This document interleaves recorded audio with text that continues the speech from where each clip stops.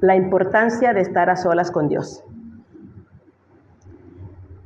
El ser humano fue diseñado para estar en compañía y conectado con Dios.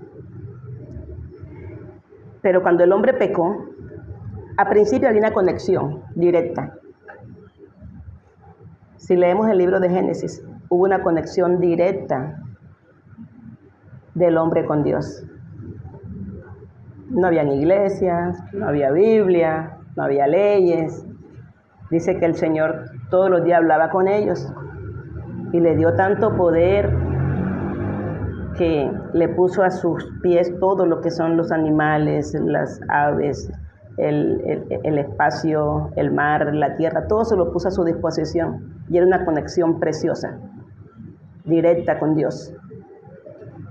Pero el hombre cae y es sacado de esos privilegios.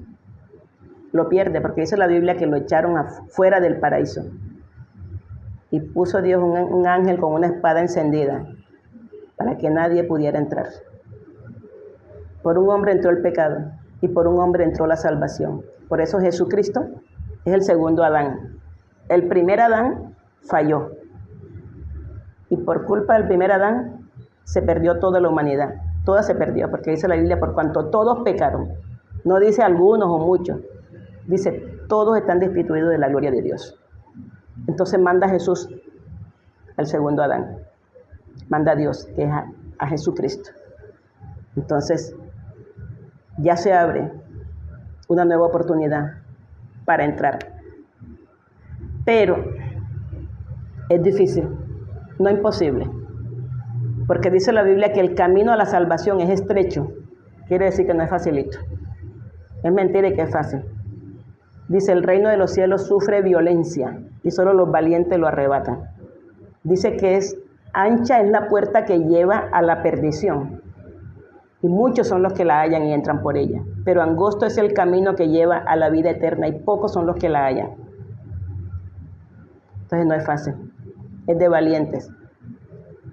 Y es por eso que Dios nos llama hoy a tener un encuentro con Él a solas, porque andamos muy distraídos en los afanes de la vida, en los afanes del mundo. Andamos muy distraídos. Por eso Jesús les dijo, no se afanen, que han de comer o que han de vestir. No les dijo, no trabajen. Ahora muchos se agarran de ahí para decir, yo vivo por fe, pero viven es de gorra, no es de fe, es pura gorra, parásito. No, cuando el Señor dice no se afanen, que van de comer o que han de beber o dónde han de vivir, se refiere es, trabajen pero no se afanen por eso, no le quiten el tiempo a Dios. Pero la gente no tiene tiempo para Dios, no tiene tiempo para orar porque están ocupados, no tienen tiempo para leer la Biblia porque están ocupados.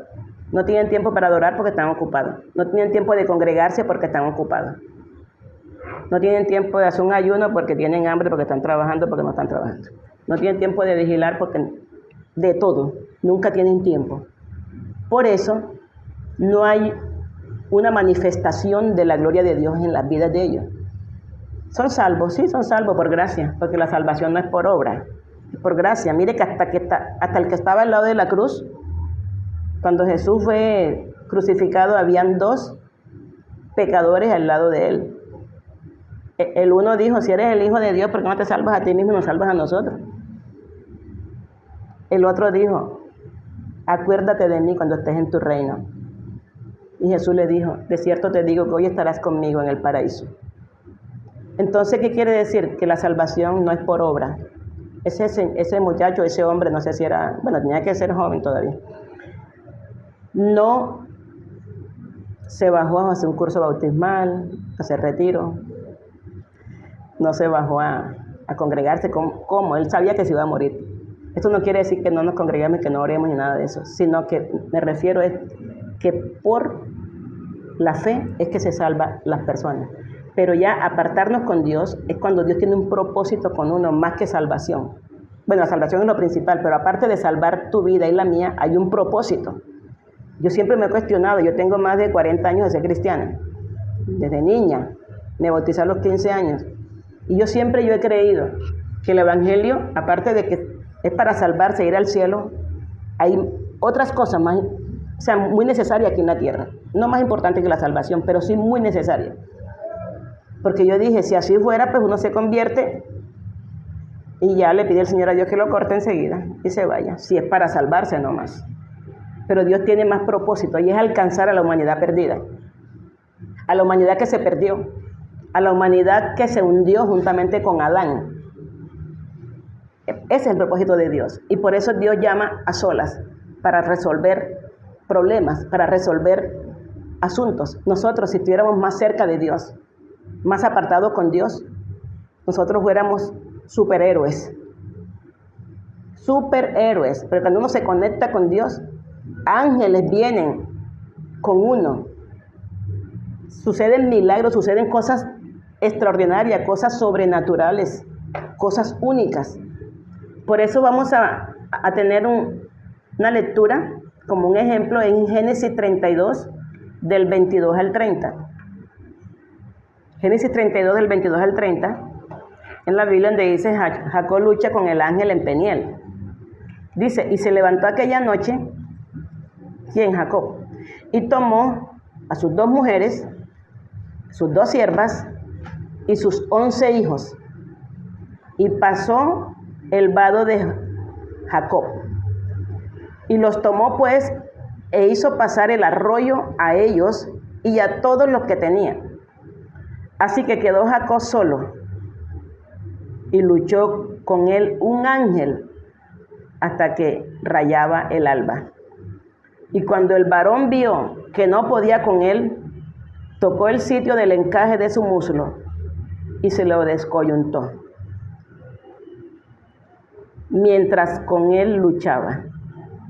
Y dijo, déjame, porque raya el alba. El ángel le dijo, déjame, porque raya el alba. Y Jacob le respondió, no te dejaré si no me bendices. Y el varón le dijo, ¿cuál es tu nombre? Y él respondió, Jacob.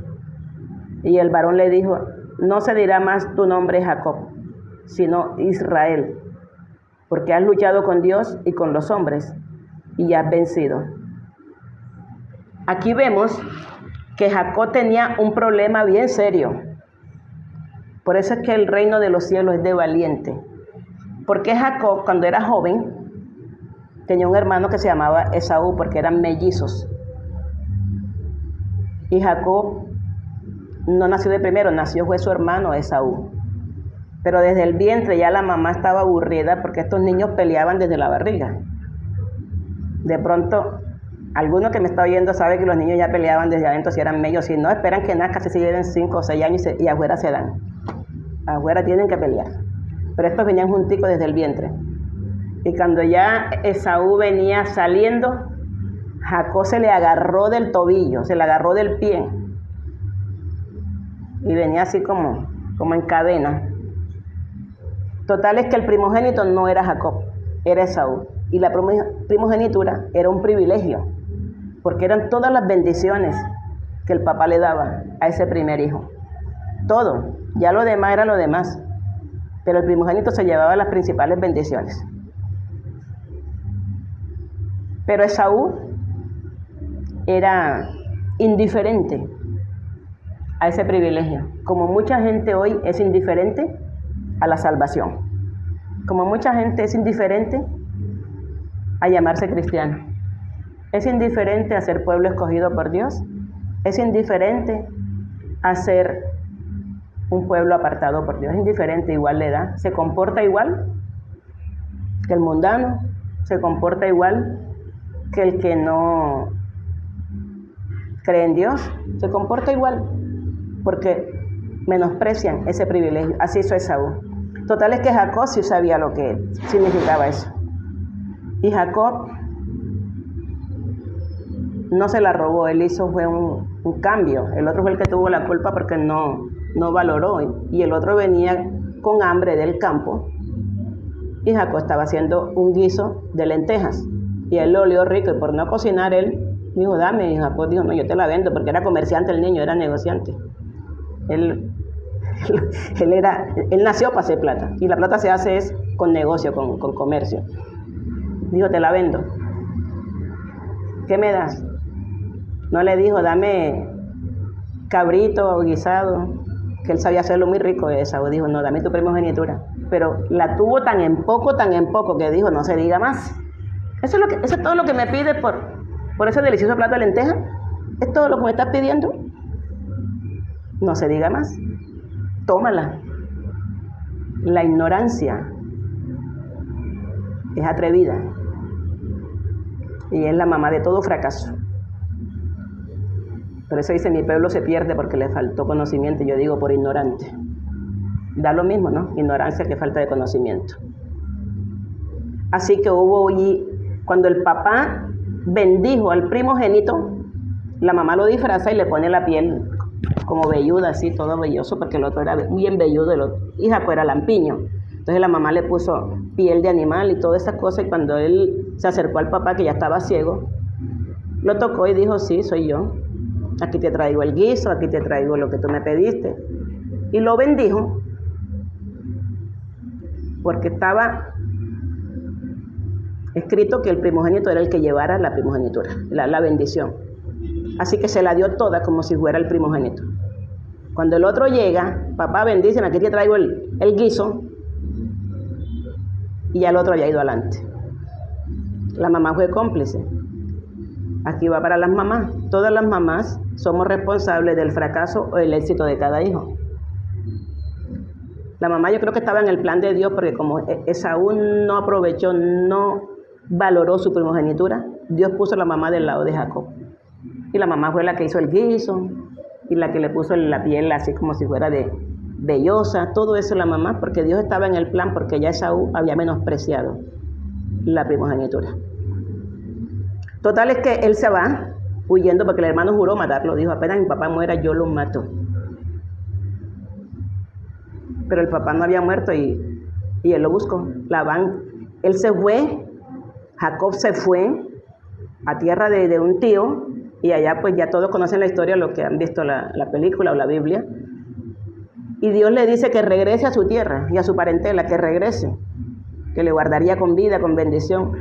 Y él se organizó para regresar. Y cuando va de regreso le dicen, tu hermano viene en camino y no viene solo, ¿viste? Viene con 400 hombres. Él enseguida dijo, ya me morí, ya me mató, ya mató a mis hijos, ya soy hombre muerto.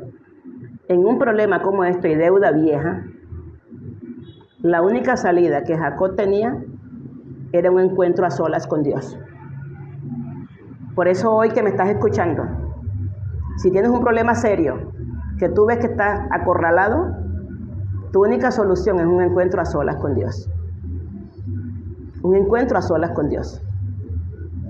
Y él cogió a sus hijos y los repartió. Tenía 2 siervas, o 2 esclavas, ¿no? Y tuvo hijos con ellas, porque las mujeres, para competir entre ellas y tener más hijos, ponían a las esclavas a parir. Así que echó a las 2 esclavas adelante. Si lo van a matar, que maten a las hijas de las esclavas y que las maten a ellas. Después echó a Lea, la fea. Dijo, y si siguen con la mortandad, que maten a Lea, porque yo no trabajé por Lea, yo trabajé por Raquel, sino que el papá es chanchullero y me hizo chanchullo. Bueno, que maten a la fea. Y puso de último por la que trabajó 14 años. O sea, si la puso de último, ¿qué traía en los brazos? A José. Lo traía. Pero él estaba asustado. Él dijo, esto no lo soluciono yo sola. Y se metió con Dios y luchó, oró. Dice en otras versiones que dice que oró. Oró tan fuerte, tan fuerte, tan fuerte. Y el ángel se le aparece. Y él no sabía con quién estaba peleando. O sea, no sabía el nombre del ángel. El ángel nunca le dijo el nombre. Y mire que en esa soledad, porque dice la Biblia que quedó solo él atrás. Quedó solo. Por eso es que Dios te dice hoy, ¿quieres resultados milagrosos? Métete a solas con Dios. ¿Quieres ver un milagro? ¿Quieres un encuentro con Dios? Métete a solas con Él. Métete a solas con Él, en tu cuarto, en un closet, en el baño, no sé, en un callejón, en un monte, qué sé yo. Bloquea ese celular, deja de chatear siquiera ese tiempo que estás con Dios. Ese tiempo a solas con Dios no es con computador, no es con celular, no es con televisor.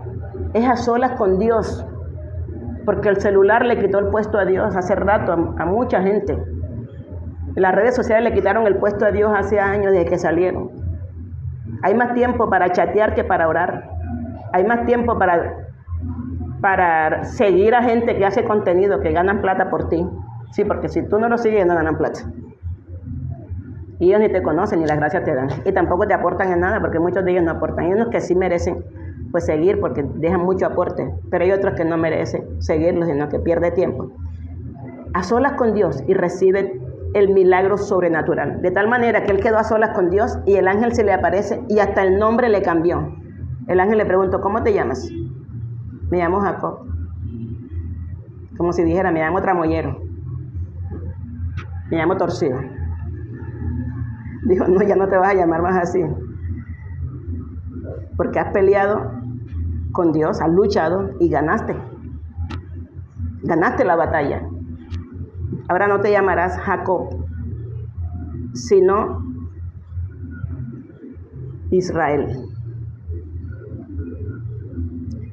Porque por eso el pueblo de Israel se llama así.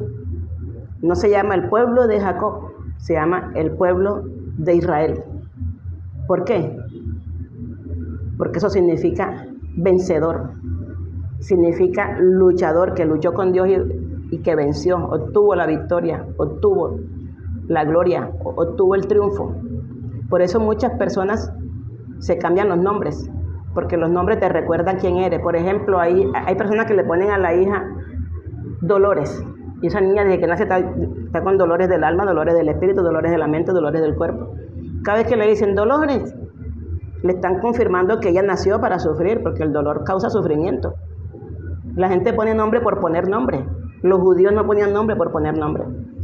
Cuando ellos lo ponían era porque tenía un significado fuerte para ellos. Hay gente que porque suena bonito se lo ponen. Yo antes de poner el nombre a mis hijas, yo primero busqué qué significaba Yamile, qué significaba Yesarela. Yamile significa agraciada. Y desde chiquitica era agraciada. Muchas veces yo no pagaba pasaje porque el chofer del bus me decía, qué linda la niña, no pague. ¿Cómo se ríe de lindo? Y la gente que ponle una manillita porque te le van a echar ojo, porque ella es muy graciosa. Y yo es que ella tiene la manillita y está roja. Yo dije, sí, roja. ¿Cuál es? Yo, y la sangre de Cristo. Y está de arriba abajo bañada con la sangre de Cristo. Y una vez estábamos en el mercado y ella toda sonriente, agraciada, que significa Yamilé, se acercó al carro de un helado y el Señor le ha regalado el helado. Y yo dije, ¿cuánto vale? No, yo se lo regalo, la niña es muy linda.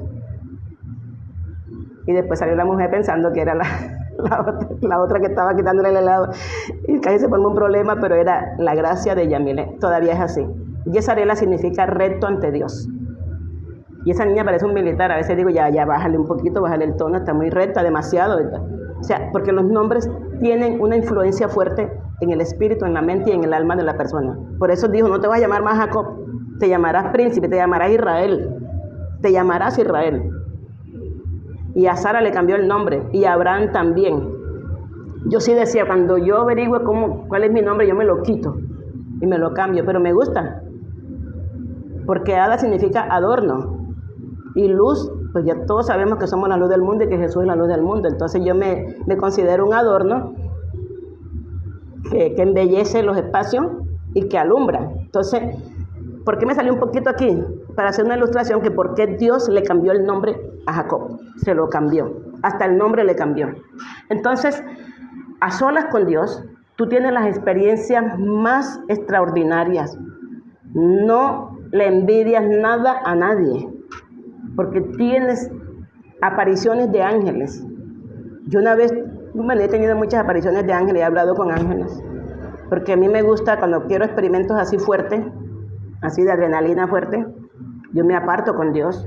Y una vez, hace años, mi mamá había muerto, ya mi papá también había muerto, huérfana. Mi único refugio eran los hermanos de la iglesia, porque yo me aparté del mundo, ya yo no iba a baile, no iba a fiesta, no andaba porque... Cuando eso, pues no es como ahora, que a ti te respetan por ser cristiano, te respetan en el colegio, te respetan en todas partes porque hay libertad de culto en muchas partes. Antes no, antes tú tenías enemigos, te tirabas de enemigo a todo el que sabía que tú eras cristiano, se burlaban de ti, te hacían bullying. Entonces yo andaba sola. Mi único refugio era la iglesia. Y en la iglesia normal, se levantó un chisme, un cuento, porque nunca faltan. Entonces yo tenía solamente como refugio la iglesia, los hermanos en Cristo. Cantábamos, alabábamos, hacíamos drama, predicábamos, íbamos a las cárceles, íbamos al hospital y de repente se levantó un chisme de Padre y Señor mío. Hay gente que tiene el palito para que le levanten chisme. Y yo me sentí sola. Yo no tenía mamá, no tenía papá. La iglesia, pues, mis amigos me levantaron chisme y yo no podía defenderme porque no tenía cómo, ni por dónde empezó, ni por dónde terminaba. Entonces yo me fui a una finca, a un retiro, en una finca, por acá cerca de la Sierra Nevada. Y me metí, y yo le dije, si tú no me levantas el deseo de vivir porque yo me quiero es morir. Yo no tengo futuro, no tengo papá, no tengo mamá, no tengo amigos, no tengo a nadie, no tengo nada. ¿Y ahora dónde me voy a congregar? ¿Y ahora cómo hago? Me sentí vacía y sola. Dije, o me levantas o me matas. Y yo me quería morir.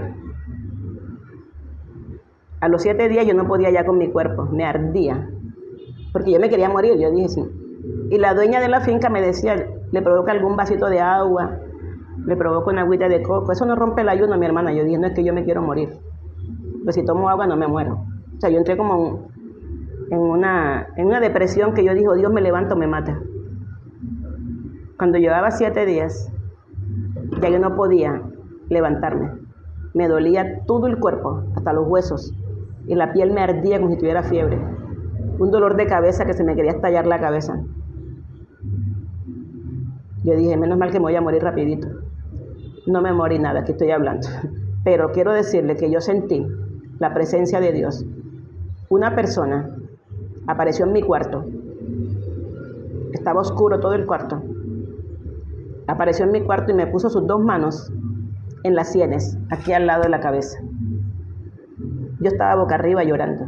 Cuando me puso sus 2 manos, yo tenía tanta rabia contra la gente que yo dije, ¿quién es el intruso atrevido que me viene a tocar? No quiero que nadie me toque.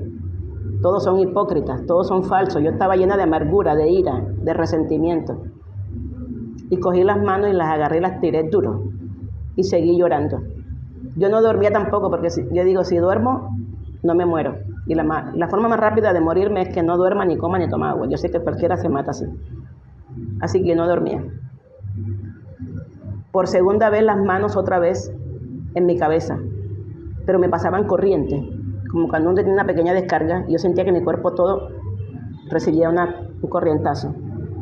La agarré y la tiré otra vez. Luego dije, esto es raro, me está pasando corriente. Y nadie ha entrado por esa puerta.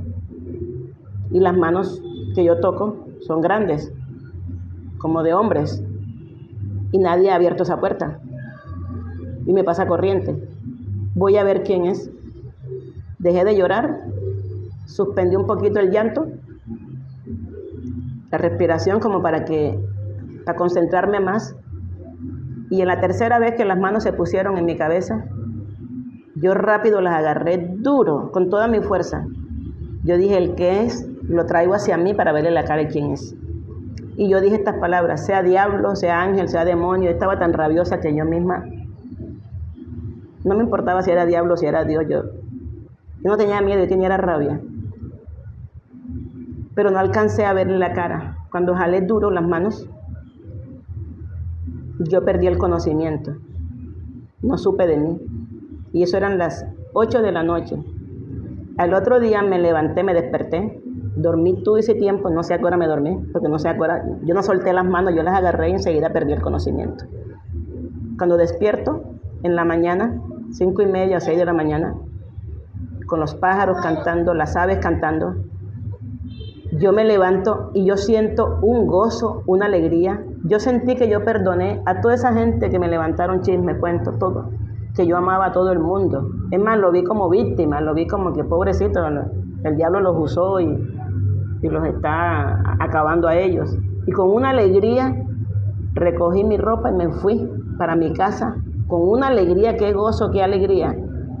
Y me fui para la iglesia sin importarme nada de lo que habían dicho. Me fui para la iglesia y seguí alabando al Señor y seguí llorando al Señor. Cuando eso yo era una jovencita. Luego Dios me puso como pastora. Pero te estoy hablando de experiencias sobrenaturales cuando uno se aparta con Dios. En la Biblia hay muchos ejemplos donde Dios muestra su gloria en la soledad, donde Dios te direcciona, Dios te dice qué hacer en esa soledad, en ese espacio a solas con Él, como a Moisés. Lo subió al monte arriba, le dijo sube, a él solo, no dejó que subiera con más nadie. Y allá le entregó las leyes con que iba a dirigir al pueblo, los estatutos. Se los dio escrito en una piedra, pero allá arriba a solas con Dios.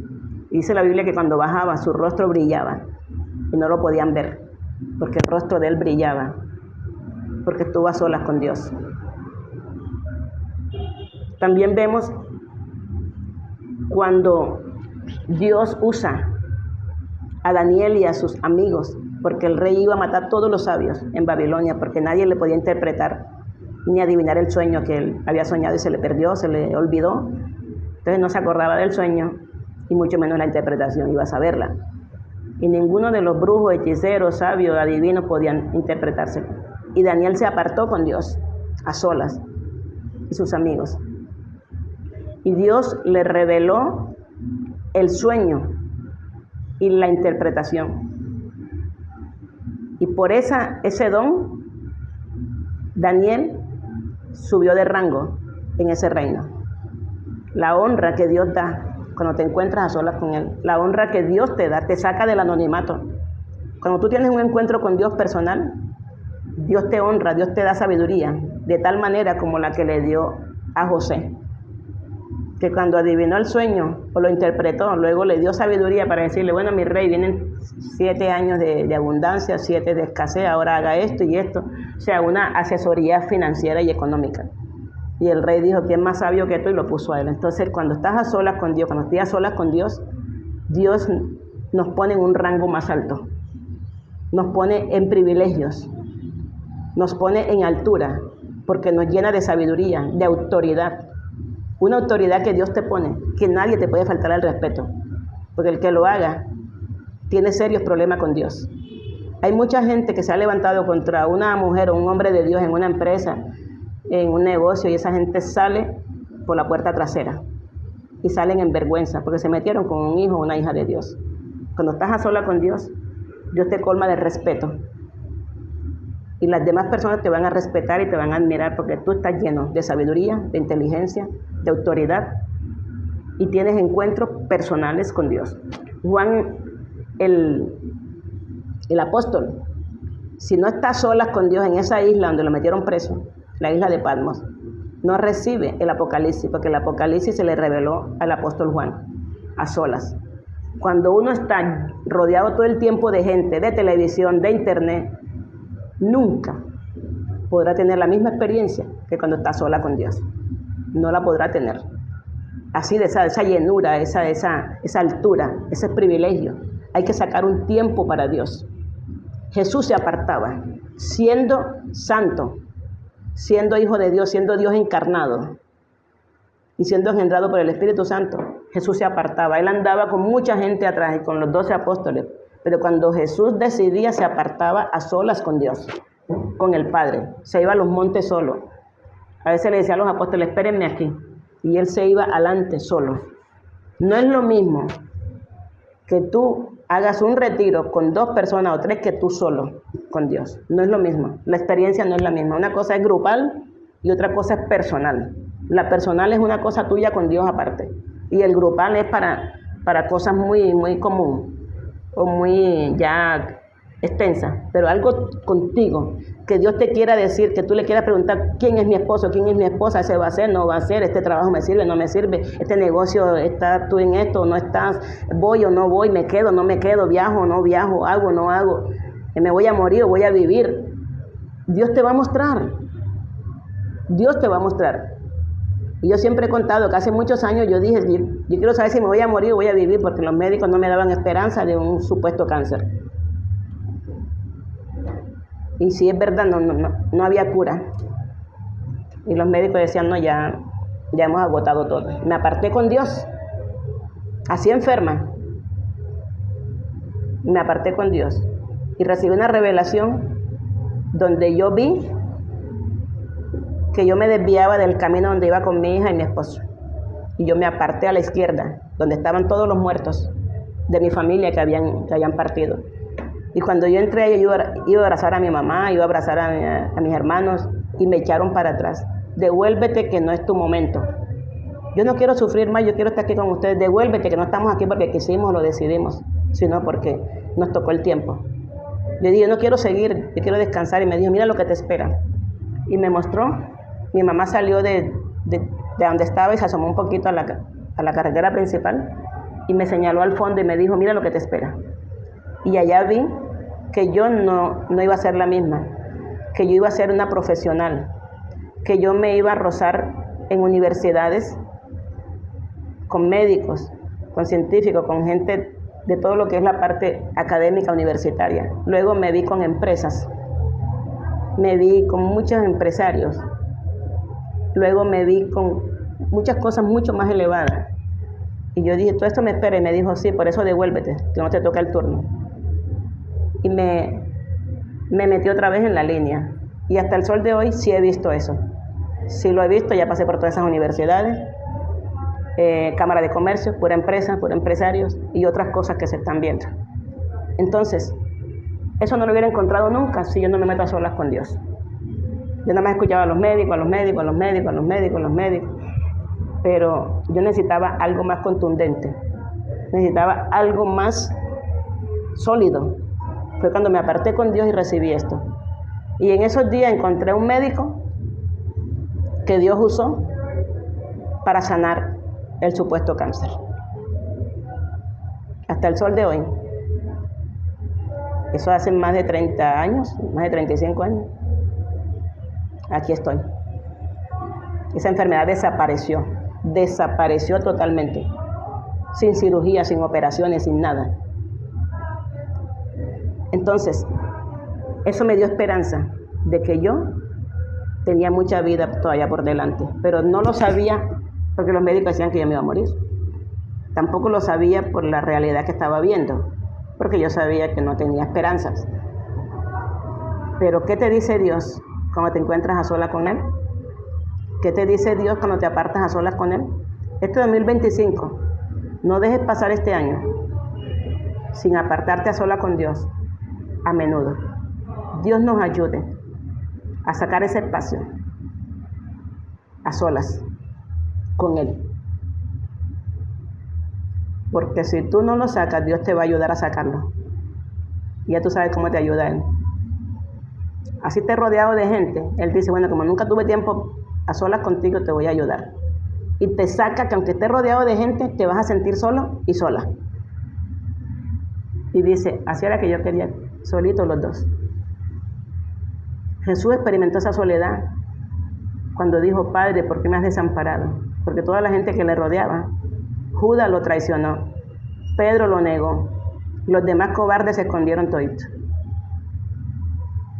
Y hasta sintió que el Padre lo había desamparado. Pero era cuando se cumplía un gran propósito. Entonces, mis hermanos, Dios nos ayude a apartar siempre espacio a solas con Dios para recibir revelaciones, milagros, soluciones que son más que difícil, casi que imposible alcanzar en la vida real. Dios nos bendiga, Dios nos guarde, muchas bendiciones.